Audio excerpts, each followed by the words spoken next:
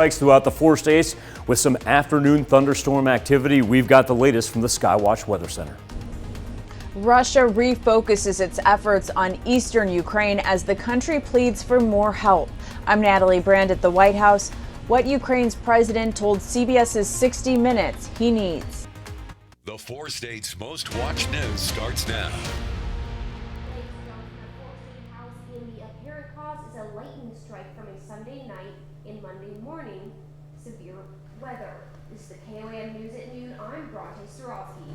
The report came in about a quarter after 5 this morning, east of Carthage, Missouri, on Highway 96, that lightning hit the back of a house. First responders say everyone inside is accounted for and there are no reports of any injuries. Firefighters fought not only the flames, but also high winds that fueled the fire before they finally had it under control around 6:30 this morning. And that threat of severe weather is a long way from over this week, and that's where we pick up with Michael, who has the latest from the Skywatch Weather Center. You know, Bronte, about 8, 9 o'clock, there were portions of the 4 states that actually had a little peak of sunshine, and it looked like we were going to die off, but we knew this was going to last into the early afternoon hours. Here's a look at the Skywatch Storm Tracker, particularly right here in between Miami and Grove, right along the Delaware-Ottawa County line, and now we're really picking up in between Joplin and Carthage once again. This is not as widespread as what we had this morning. Heavy rain, though, developing now throughout southeast Kansas, and Bronte was telling us about that story. That developed early this morning on the east side of Carthage on State Highway 96, and this is why we throw up the lightning tracker to give you an indicator that we are a long way from being done. So that's about the area where that fire transpired this morning. And at the same point in time, we have actually seen an increase in lightning as we've gotten into the afternoon hours. It's a result of a little bit of a warm-up, additional instability. And right here, when we look at our 24-hour rain totals, so this is just in the last 24 hours alone, we're pushing in excess of 4 inches, specifically the north side of Joplin, and then tracking to the west throughout Cherokee County, drop down to northeast Oklahoma. Look at that, in between Greenfield and Mount Vernon right there, all those places already at 4 inches of water. Now, with that being said, we do not have any advisories, no watches, no warnings currently in effect, but we do have more rain to come. So that's subject to change here by the middle of the week. Temperatures pushing up into the low 60s, high 50s. Not a whole lot of difference on the thermometer. We're going to be stuck here for most of the afternoon and evening hours. But one thing that you will notice, eventually, later on this afternoon, early evening, we begin to clear out. We'll get just a little bit of sunshine, so we'll take any drying aspect from Mother Nature that we can. And overnight, very mild temperatures. But here's the downfall about that. It means a warmer Tuesday. And as that instability and the warmer temperatures increase, Tuesday afternoon is going to be delightful, if not even a little bit toasty. But then we're going to pop up thunderstorm activity for Tuesday night. That's going to carry us for shower activity all the way through Wednesday morning. That's going to bring us additional heavy rains, high winds, possibility of hail, and also lightning. After that, a little bit of a cold front works in on the backside of it. Look at those overnight lows dropping down to the 30s and 40s. Coming up here in just a little bit, Bronte, the latest, exactly where we've seen the most rain and what it means for future flooding. All right, thanks, Michael. A court orders a nonprofit charity to pay more than $8 million in a bribery and embezzlement case. Preferred Family Healthcare Services patients in the 4 states. Missouri attorneys claimed elected officials in Arkansas accepted bribes from employees and executives of Preferred Family. In exchange, politicians provided favorable legislative and official action for the charity. Several people have pleaded guilty in the case while others await trial. Prosecutors say the nonprofit's board, through lack of proper oversight, is also responsible. You can learn more on our website, KOAMnewsnow.com. Kansas wants to speed up the process for how long it takes to test a sexual assault kit. Governor Laura Kelly signed the law requiring kits be tested within 30 days of collection. It also increases the time the Kansas Bureau of Investigation would keep all unreported sexual assault kits from 5 years to 20 years. Law enforcement can also now collect evidence from child victims at child advocacy centers. A Sunday evening crash claims the life of a motorcycle driver in Oklahoma. A motorcycle driven by James Morrison from Broken Arrow lost control rounding a curve on US 412 and ran off the road. Morrison was pronounced dead at the scene. According to Oklahoma Highway Patrol, Morrison's unsafe speed on a curve caused the crash. And topping World Watch, Ukraine has warned citizens in eastern Ukraine to flee ahead of a renewed Russian invasion of that part of the country. Russia has pulled its forces out of northern Ukraine and is redirecting them to the east. Natalie Brand has the latest from the White House. Satellite images over the weekend showed a convoy of Russian vehicles 8 miles long heading to eastern Ukraine. The Russians are regrouping, they're refitting, and they're refocusing. And they're refocusing out in the east where they will try to make progress. Ukrainian President Volodymyr Zelensky told CBS's Scott Pelley on 60 Minutes that his country needs even more help and weapons as soon as possible to stop Russian attacks. They have to supply weapons to Ukraine as if they were defending themselves and their own people. They need to understand this. If they don't speed up, it will be very hard for us to hold on against this pressure.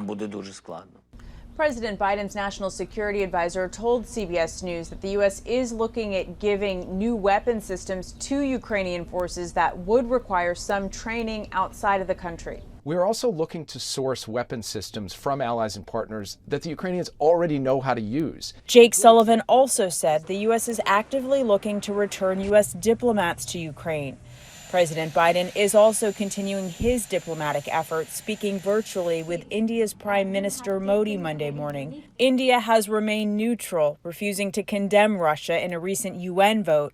The country also continues to buy Russian oil. Natalie Brand, CBS News, the White House.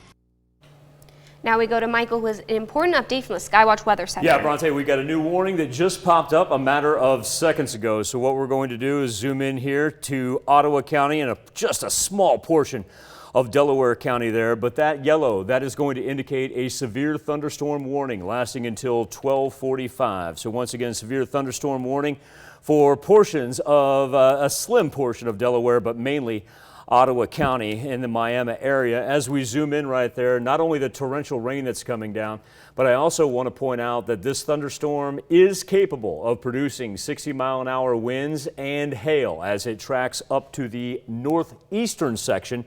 So the next stop will be after it crosses the state line through portions of Newton County as it heads towards Neosho. Moving right now at about 40 miles per hour. This is what we will have our eyeballs on for the duration of the KOAM news at noon, and we'll be right back after this.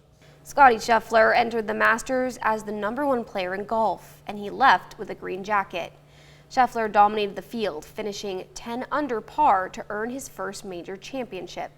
Tiger Woods finished 23 shots behind, but said his return to tournament golf was absolutely worth it. Jim Axelrod watched the final round in Augusta. The drama built over the first couple holes as Scotty Scheffler's 3-stroke lead was cut to 1. 17 birdies on the week. Let's make it 18. And just as it looked it might get even closer, Sheffler shut the door with a spectacular chip on the 3rd hole. Honestly, having that one go in was such a surprise. I didn't really know how to react. I was just trying to get up there somewhere near the hole, and to have that one go in was definitely, a fortunate break. No one would get closer than 3 strokes the rest of the day, and Sheffler lived his childhood dream of walking up the 18th fairway at Augusta National, a Masters champion. How did the idea, the fantasy of the walk down 18 match up to the reality? It went by a lot quicker in reality than it did in my dreams. In my dreams, I got to enjoy it for about 10 minutes, but in reality, it's only about 20 seconds. The 25-year-old from Dallas had never won on the PGA Tour until February. He's now won 4 times in the last 8 weeks and become the world's #1 ranked golfer in record time. Last couple of months, it feels like some switch has flipped in your golfing life. What's happened? If I knew, I would I would let you know, but I really don't. Once you're able to be in that environment and know what it feels like, and you know how you feel in that environment, you're able to practice and prepare for those moments. As for Tiger, he finished off his magical week with a warm ovation at the 18th green and then said he felt good enough that he plans to play the British Open at St. Andrews this summer. A month ago, I didn't know if I could pull this off. I think it was a positive, and I've got some work to do, and looking forward to it. I was standing by the 18th green as Tiger walked up the fairway, a noticeable hitch in his step, but safe to say, never has there been such a massive crowd cheering so loudly for the guy who finished 47th. Jim Axelrod, CBS News, Augusta, Georgia. The next Masters will take place April 6th through 9th, 2023. Well, still to come on KOAM News at noon, Mr. Food. It's Barbershop Quartet Day here in the Test Kitchen. And to celebrate, we have an old-fashioned ice cream parlor favorite that'll have you singing its praises.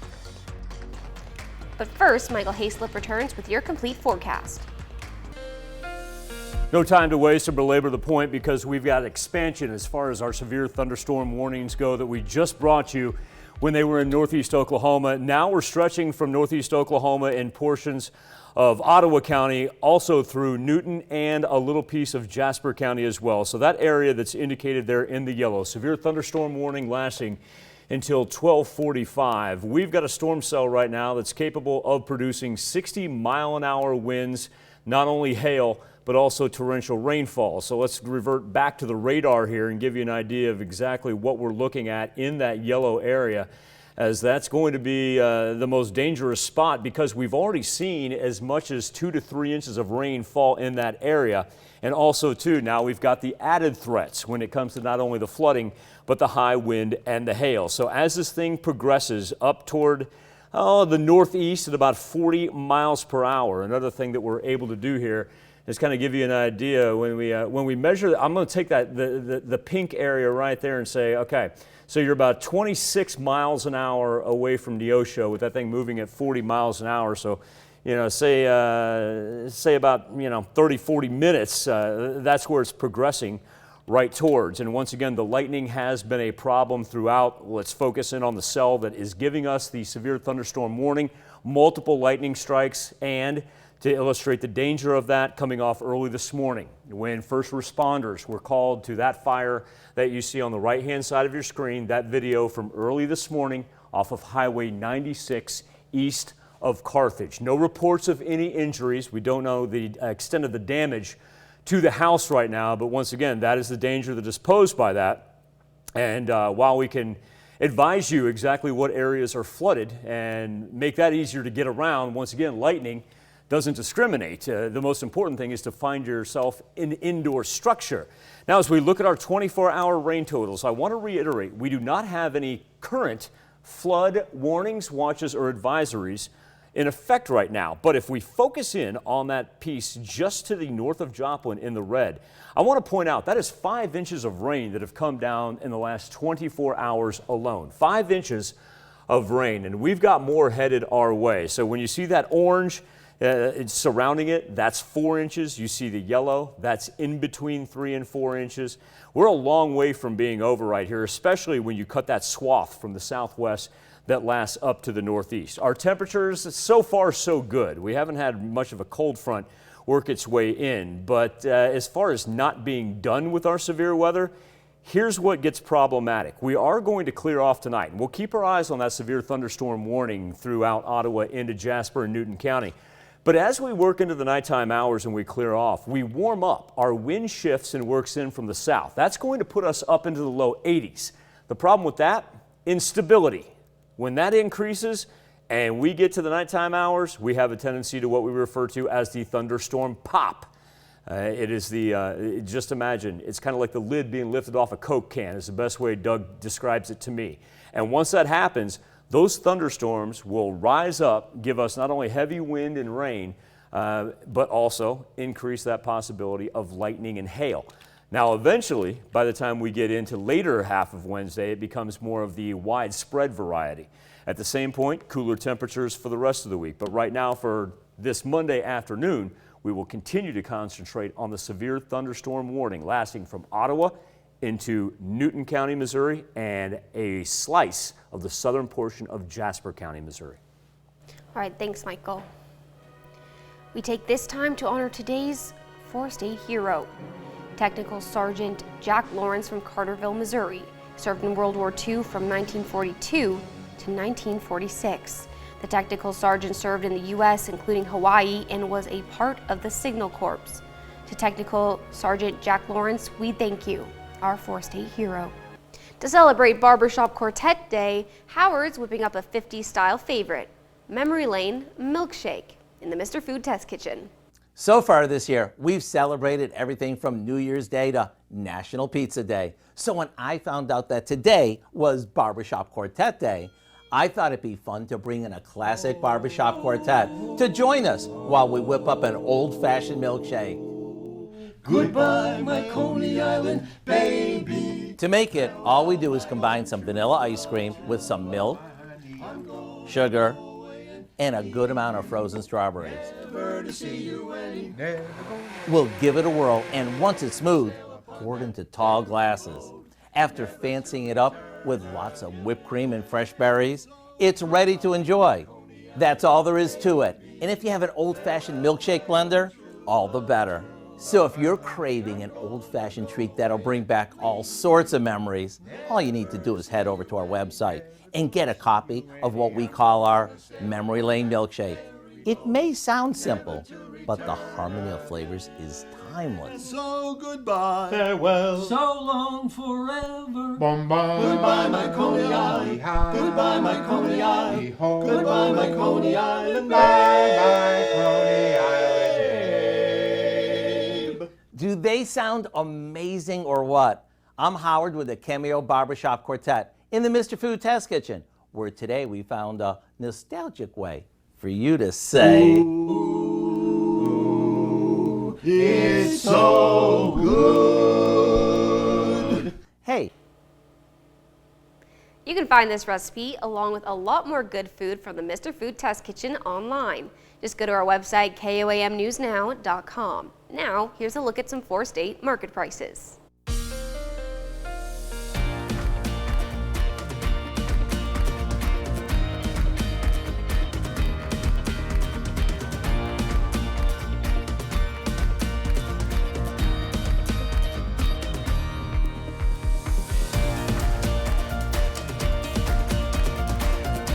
I want to go back to our severe thunderstorm warning that we have from Ottawa County into Newton County in southwest Missouri. Kind of just eliminate the radar there and give you an idea exactly geographically what that encompasses. Then as we go back to the radar, this thing is picked up about 20 miles per hour. So right now it's moving at 60 miles an hour. So what we'll do since we last checked in on it is kind of up our time frame as far as where it's headed right there. So now we're looking at Seneca in the next 10 minutes, Neosho in probably the next 20 minutes. And once again, this thing is capable of producing hail. It's already producing 40-mile-an-hour winds and also torrential rainfall on top of the earlier rain that we already had. So once again, just to reiterate, that severe thunderstorm warning for Ottawa County and northeast Oklahoma, stretching right now into Newton County, not set to expire until 12:45. Wow, keep an eye on that for sure. Definitely. Thanks, Michael. Dow, what do we have coming up today at 5? Well, at 5, if you're Easter egg hunt, well, be on the lookout for some sticker shock. Egg prices are expected to continue rising as a bird flu outbreak hits more states. Infected or exposed birds are destroyed to prevent spread, and of course that ultimately means fewer egg-laying hens. I mean, not only the increased seasonal demand, but the regular flow of restaurant business and even food pantries. Plus, this week, a celebration of life to honor those who've donated organs after death. Today, we meet a local family whose son was saved with organ donors. And we're going to look ahead at this week's weather forecast and the potential for more severe weather. Hope you join us. KOAM News at 5. Thanks for joining us for KOAM News at noon. We'll see you right back here at 5 o'clock.